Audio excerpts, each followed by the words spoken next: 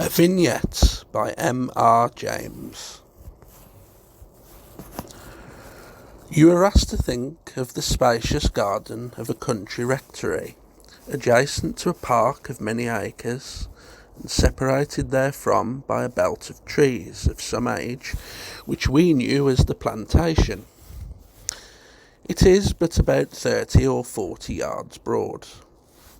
A close gate of split oak leads to it from the path encircling the garden, and when you enter it from that side, you put your hand through a square hole cut in it and lift the hook to pass along to the iron gate which admits to the park from the plantation. It has further to be added that from some windows of the rectory, which stands on a somewhat lower level than the plantation, parts of the path leading thereto and the outgate itself can be seen. Some of the trees, Scotch firs, and others which form a backing and a surrounding, are of considerable size, but there is nothing that diffuses a mysterious gloom or imparts a sinister flavour, nothing of melancholy or funeral associations. The place is well clad, and there are secret nooks and retreats among the bushes, but there is neither offensive bleakness nor oppressive darkness. It is, indeed, a matter for some surprise, when one thinks it over, that any cause for misgivings of a nervous sort have attached itself to so normal and cheerful a spot.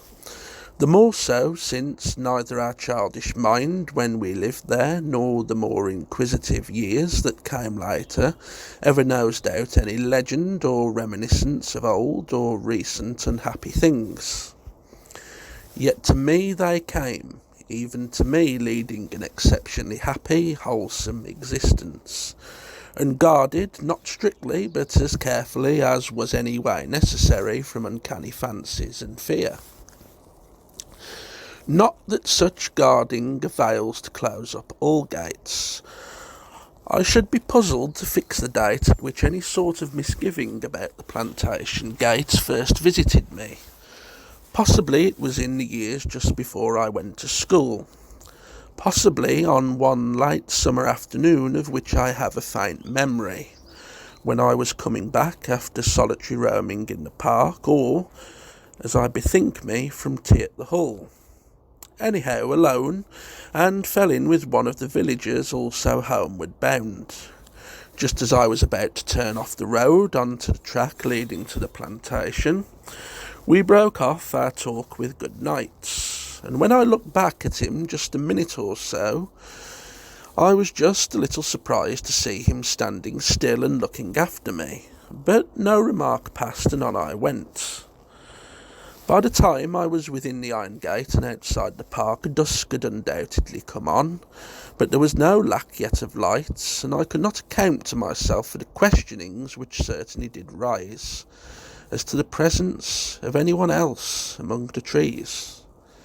Questionings to which I could not very certainly say no, nor, I was glad to feel, yes, because if there were anyone, they could not well have any business there. To be sure, it is difficult in anything like a grove to be quite certain that nobody is making a screen out of a tree trunk and keeping it between you and him as he moves round it and you walk on. All I can say is that if such an one was there, he was no neighbour or acquaintance of mine, and there was some indication about him of being cloaked or hooded. But I think I may have moved at a rather quicker pace than before, and have been particular about shutting the gate. I think, too, that after that evening something of what Hamlet calls a gain-giving may have been present in my mind when I thought of the plantation. I do seem to remember looking out of a window which gave in that direction, and questioning whether there was or was not any appearance of a moving form among the trees. If I did, and perhaps I did, hint a suspicion to the nurse, the only answer to it will have been the idea of such a thing, and an injunction to make haste and get into my bed. Whether it was on that night or a later one that I seemed to see myself again in the small hours, gazing out of the window across moonlit grass and hoping I was mistaken in fancying any movement in that half-hidden corner of the garden, I cannot now be sure. But it was certainly within a short while that I began to be visited by dreams, which I would much rather not have had, which, in fact, I came to dread acutely, and the point round which they centred was the plantation gate. As years go on, it but seldom happens that a dream is disturbing. Awkward it may be, as when, while I am drying myself after a bath, I open the bedroom door and step out onto a populous railway platform, and have to invent rapid and flimsy excuses for the deploring dishabille. But such a vision is not alarming. No, it may make one despair of ever holding up one's head again. But in the times of which I am thinking, it did happen, not often, but oftener than I liked, that the moment a dream set in, I knew that it was going to turn out ill, and that there was nothing I could do to keep it on cheerful lines. Ellis the gardener might be wholesomely employed with rake and spade as I watched at the window. Other familiar figures might pass and repass on harmless errands, but I was not deceived. I could see that the time was coming when the gardener and the rest would be gathering up their properties and setting off on paths that led homeward, or into some safe outer world, and the garden would be left to itself, shall we say, or to denizens who did not desire quite ordinary company, and were only waiting for the word "all clear" to slip into their posts of vantage. Now too was the moment near when the surroundings began to take on a threatening look, that the sunlight lost power, and a quality of light replaced it, which, no, I did not know it at the time, my memory years after told me, was the lifeless pallor of an eclipse. The effect of all this was to intensify the foreboding that had begun to possess me, and to make me look anxiously about, dreading that in some quarter my fear would take a visible shape.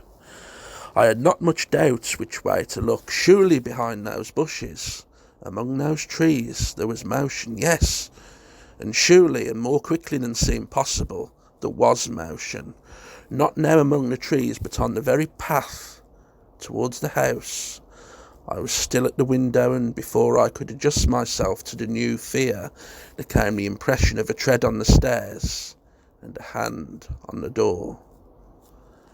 That was as far as the dream got, at first, and for me it was far enough. I had no notion what would have been the next development, more than it was bound to be horrifying. That is enough in all conscience about the beginning of my dreams. A beginning it was only, for something like it came again and again, how often I can't tell, but often enough to give me an acute distaste for being left alone in that region of the garden. I came to fancy that I could see in the behaviour of the village people whose work took them that way, an anxiety to be past a certain point, and moreover a welcoming of company as they approached that corner of the park. But on this it will not do to lay over much stress, for, as I have said, I could never glean any kind of story bound up with the place. However, the strong probability that there had been one once, I cannot deny. I must not, by the way, give the impression that the whole of the plantation was haunted ground. There were trees there most admirably devised for climbing and reading in. There was a wall along the top of which you could walk for many 100 yards and reach a frequented road, passing farmyard and familiar houses, and once in the park, which had its own delights of wood and water, you were well out of range of anything suspicious, or, if that is too much to say, of anything that suggested the plantation gate. But I am reminded as I look on these pages that so far we have had only preamble, and that there is very little in the way of actual incident to come, and that the criticism attributed to the devil when he sheared the sow is like to be justified, What, after all, was the outcome of the dreams to which, without saying a word about them, I was liable during a good space of time? Well, it presents itself to me thus. One afternoon, the day being neither overcast nor threatening, I was at my window in the upper floor of the house. All the family were out. From some obscure shelf in a disused room I had worried out a book. Not very recondite, it was in fact a bound volume of a magazine in which were contained parts of a novel. I now know what novel it was, but I did not then, and a sentence struck and arrested me. Someone was walking at dusk up a solitary lane by an old mansion in Ireland, and being a man of imagination, he was suddenly forcibly impressed by what he calls the aerial image of the old house with its peculiar malign, scared and skulking aspect, peering out of the shade of its neglected old trees. The words were quite enough to set my own fancy on a bleak track. Inevitably I looked, and looked with apprehension, to the plantation gates. As was but right, it was shut, and nobody was upon the path that led to it or from it. But as I said a while ago, there was in it a square hole giving access to the fastening, and through that hole I could see, and it struck like a blow on the diaphragm, something white, or partly white. Now this I could not bear, and with an access of something like courage, only it was more like desperation, like determining that I must know the worst, I did steal down, and quite uselessly, of course, taking cover behind bushes as I went, I made progress until I was within range of the gate and the hole. Things were, alas, worse than I had feared. Through that hole, a face was looking my way. It was not monstrous, not pale, fleshless, spectral, malevolent, I thought and think it was. At any rate, the eyes were large and open and fixed. It was pink, and I thought hot, and just above the eyes the border of a white linen drapery hung down from the brows. There is something horrifying in the sight of a face looking at one out of a frame as this did, more particularly if its gaze is unmistakably fixed upon you. Nor does it make the matter any better if the expression gives no clue as to what is to come next. I said just now that I took this face to be malevolent, and so I did, but not in regard of any positive dislike or fierceness which it expressed. It was indeed quite without emotion. I was only conscious that I could see the whites of the eyes all round the pupil, and that, we know, has a glamour of madness about it. The immovable face was enough for me. I fled, but at what I thought must be a safe distance inside my own precincts, I could not but halt and look back. There was no white thing framed in the hole of the gates, but there was a draped form shambling away among the trees. Do not press me with questions as to how I bore myself when it became necessary to face my family again. That I was upset by something I had seen must have been pretty clear, but I am very sure that I fought off all attempts to describe it. Why I make a lame effort to do it now I cannot very well explain. It undoubtedly has had some formidable power of clinging through many years to my imagination. I feel that even now I should be circumspect in passing that plantation gate, and every now and again the query haunts me. Are there here and there sequestered places which some curious creatures still frequent, whom once on a time anybody could see and speak to as they went about on their daily occasions, whereas now only at rare intervals in a series of years does one cross their paths and become aware of them, and perhaps that is just as well for the peace of mind of simple people.